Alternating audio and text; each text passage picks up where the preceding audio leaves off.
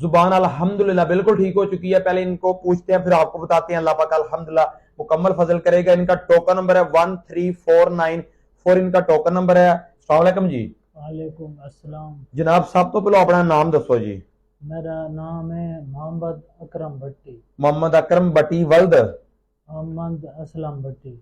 मोहम्मद असलम भट्टी। हाँ, ये दसो इलाका डिफाइन करो सर केड़ा ਤੁਹਾਡਾ। ये असा बकर दे हैं। बखर दे हो। हाँ। बखर ਦਾ ਕਿਹੜਾ ਏਰੀਆ ਸਰ। लारी अड्डे दे बिल्कुल सामने। ਲਾਰੀ ਅੱਡੇ ਦੇ ਬਿਲਕੁਲ ਸਾਹਮਣੇ ਬਖਰ ਦੇ ਵਿੱਚ। हाँ, ਉੱਥੋਂ ਹੁੰਦਿਆ ਤੁਹਾਨੂੰ ਇੱਥੇ ਟਾਈਮ ਕਿੰਨਾ ਕੁ ਲੱਗਦਾ ਮੇਰੇ ਕੋਲ। 3 घंटे लगते हैं।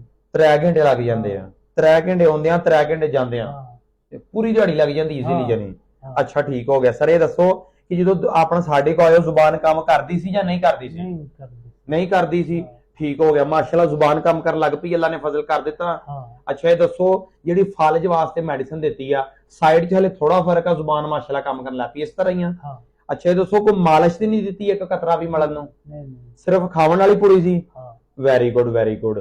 ਯਾਰ ਦੋਸਤੋ ਗੱਲ ਕਰਨ ਦਾ ਅਸਲ ਮਕਸਦ ਹੁੰਦਾ ਸ਼ਫਾ ਤੇ ਅੱਲਾਹ ਪਾਕ ਦਾ ਕਰਮ ਅੱਲਾਹ ਪਾਕ ਕਰਦਾ। ਮਸਲੇ ਨੂੰ ਸਮਝੋ ਉਹਦੇ ਮੁਤਾਬਿਕ ਇਲਾਜ ਕਰੋ। ਜਿੰਨਾ ਮਰਜ਼ੀ ਪੁਰਾਣੇ ਤੋਂ ਪੁਰਾਣਾ ਮਸਲਾ ਹੋਵੇ ਅਲਹਮਦੁਲਿल्लाह ਅੱਲਾਹ ਜ਼ਾਤ ਪਾਕ ਫਜ਼ਲ ਕਰ ਦਿੰਦੀ। ਬਹੁਤ ਸ਼ੁਕਰੀਆ। Thank you. ਵਸਲਾਮ।